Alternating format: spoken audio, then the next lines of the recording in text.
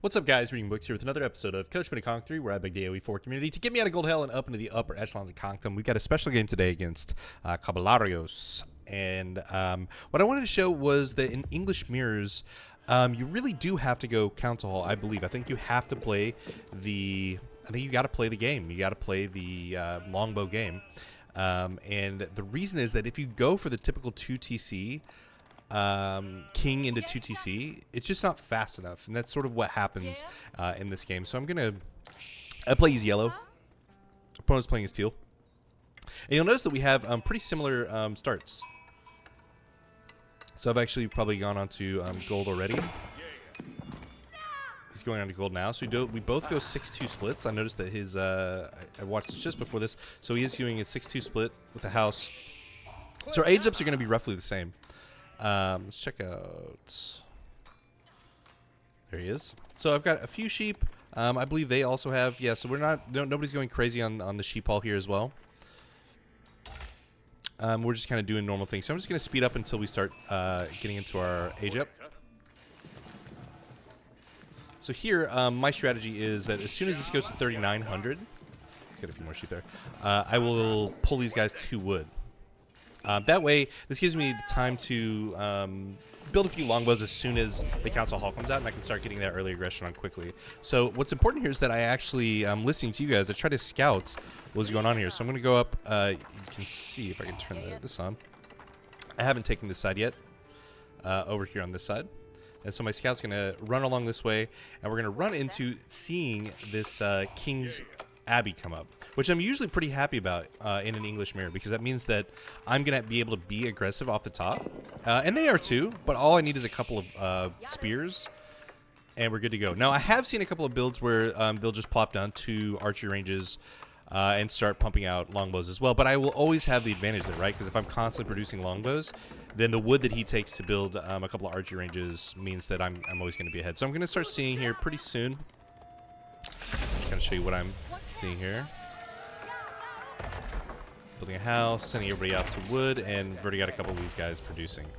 So as soon as I see this, I'm pretty happy. Now, what I wanted to check, I wanted to come around to see if he's got archer ranges, and then I see the stone, which is an indicator, especially with this number, just because I know that the 2TC build is you have 5 guys on there. It means they're going 2TC. It just means it. So I didn't want to just start trickling these guys across because I knew that the king was going to come out soon. So I just pulled him back. I want to have 4 or 5, maybe 6 here. I guess one guy's going to go on an adventure by himself. So now that I've got that, I feel good about just kind of pushing across. This guy, I'm not sure what he's doing. Okay. And so we're going to see here what happens out. Okay, so the king's out. Here comes the pressure. He's going for my stragglers, which is smart. And I was planning on pulling these guys here. I got a little bit sidetracked. I wanted to keep him off gold as soon as his TC came up. Because if he doesn't have gold, then he can't get to that age up that he wants to get to. So now, if we take a look at just income per minute, we're going to be roughly the same. Because we're roughly the same on villagers. Now, his villagers are going to increase. Obviously, he's got 2 TC, right? But that means he's not putting into military, which I am. Okay, I think I built a barrack right after this because I saw this was super annoying. I don't know. Scout's got a dream. Yeah, so barracks coming up, and as soon as I get a couple of spears out on this, then we're just going to be... There's nothing he's going to be able to do for this. Villager count is increasing. But what I wanted to prioritize and what I'm getting right now is that siege engineering. So siege engineering, it's going to allow me to... these guys are just guarding this. I was worried that he's going to come out with his king, and I thought I could just kind of deter him with that. Once we get a couple of spears here, I think that this contingency also starts coming out. Got these guys coming in here, just getting them off gold. Let's see where they stopped on gold. 186. So not even close to me. You can make a few men-at-arms for sure.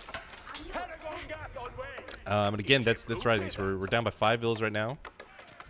Of course, he's got 5 vills not working. So actually, we're kind of running the same vills at the moment just because these guys are idle. A little bit of eco damage right there.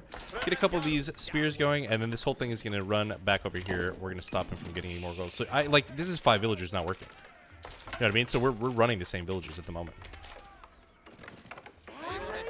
So he goes in a horseman, which I don't know. I just don't know about it. You know, I know he's got the king there to bring everybody up. But maybe he just didn't see that I had a bear coming. And good damage right here, of course. But I just have too much. I've got +1 on my archers as well, so they're hitting for 7. Yeah, I mean, this is brutal. Oh, that's pretty cool. Didn't A move. I got a worker coming out here to build this tower and immediately building a ram. The idea is I'm going to push through this and just get him off gold. So he is 10, 11 villagers up on me at the moment. I have way more military. And this is what I mean about going into this 2TC strat. Like, he's got some military, he's got some counters to what I got going on, but I've got +1. I'm starting to get my eco upgrades, right? He's only got his wood. He's got gold upgrade for some reason. Maybe he thought he could just get it. But now he's off gold. Of course, I don't know about this one back here, but I did know about this front one. So I was just thinking, well, you know, he can't be getting gold. Of course, I just didn't know about this one. And of course, increasing here, but we've got the damage coming. We've got 2 rams, huge military lead, and if we just take this down, this is so many resources that are just kind of gone, right? Continuing to pump units across the field. Got 4 villagers coming to the front. Maybe to build stuff. I'm not sure. Actually, I don't know why those villagers are coming up here. Whoops.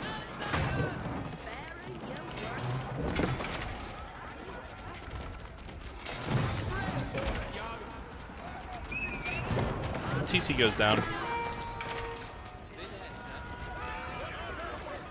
So now it's 8 military. I threw a couple of guys away just running underneath the main TC here, but it is what it is.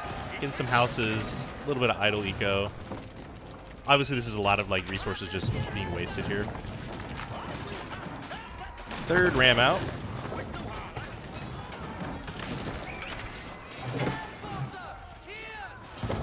Pushes, and what you've now I've actually gone into men-at-arms here, expecting to have to run underneath some of these TCs, so I wanted to have some men-at-arms just be able to tank some of that TC fire.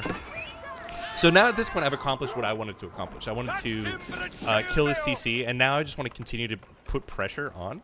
So I think another couple rams come up here. Again, I'm just constantly pumping, right? I mean, he is 11, so now he's exactly 11 ahead. And is it worth all that resource for 11 villagers? Definitely not. Huge military lead here. And I can essentially, like, I'm just trying to macro up. I got lots of farm transition going. To be fair, he does as well. I still don't have a wheelbarrow at this point, which is kind of a mistake. I think I should have a wheelbarrow. Now we're going to get into his eco a little bit. Pretty happy to see that he's still going into horsemen, because now that I've got a few more spears and men-at-arms, like, these horsemen just are not going to be able to do anything. Plus, I have just a critical mass of longbows to be able to one-shot the horsemen. So now we're getting into his production. Right now, he's got idle eco, which means that we're basically on the same eco.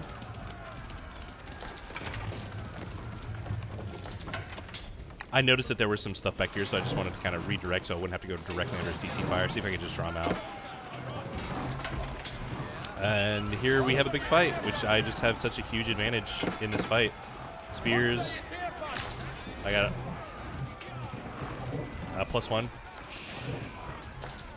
And let's see. So at this point, I do see that he's going up this. So everything just pushes forward. Now at this point, I'm thinking, well, I'm happy to sack this army because I'm still pumping behind this. If I can reset the villager count, I'm going to be ahead. Because he's forced to go into this white tower, and I can go into King's Palace in Castle. So the idea here is, yeah, I'm gonna lose this. I'm gonna try to take it down, obviously, with the rams, but I'm gonna forget about like these 2 horsemen and just go for eco kills here. And now, boom,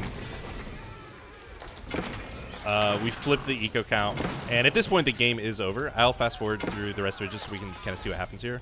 But yeah, I was happy to lose this whole army to get this eco lead. Oh yeah. His entire eco was held there for a second. And even though it got wiped, I'm replacing it, right? I'm putting more rams up. I got more stuff coming across. My eco is very strong. He's literally on 0 income for a couple of his pieces. So I'm just going to fast forward this quite a bit because I think at that point he could have quit. And maybe it would have been appropriate. But he decides to keep playing on. And so I just wanted to show you kind of how I finished the game. King's Palace comes up. Start double producing villagers.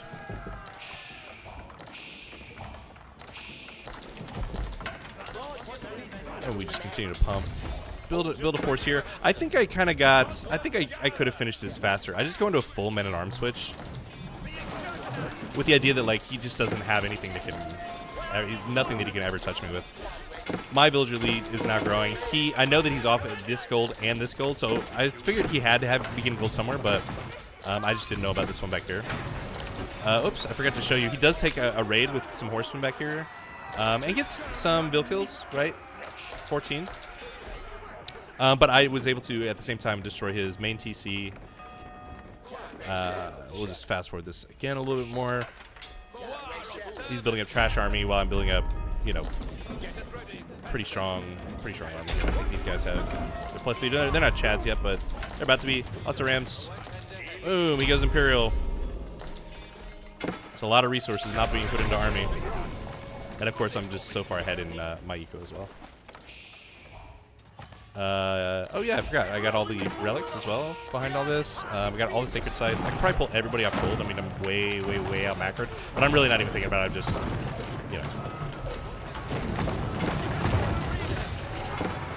This is kind of a little bit of a mistake here. I've said this before. I think that trying to force up your keeps and force up your landmarks is how a lot of people lose. And that's exactly what I did here. I just threw a bunch of guys. I mean, I knew I was so far ahead, but I just threw a bunch of guys here to force this up. And it was totally unnecessary. I didn't have to lose, you know, 20 villagers or whatever right there. I mean, I knew that this game was over, so.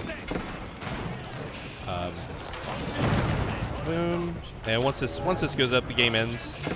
So what do you guys think? I just think that English mirrors have to be played using the council hall. I don't think that you can go into this King 2TC build. If you guys disagree, be sure to put that down in the comments. Let me know what you think about this English mirror matchup. Let me know what you think about this format as well, of me just like looking through the games afterwards and kind of talking about my thoughts about them.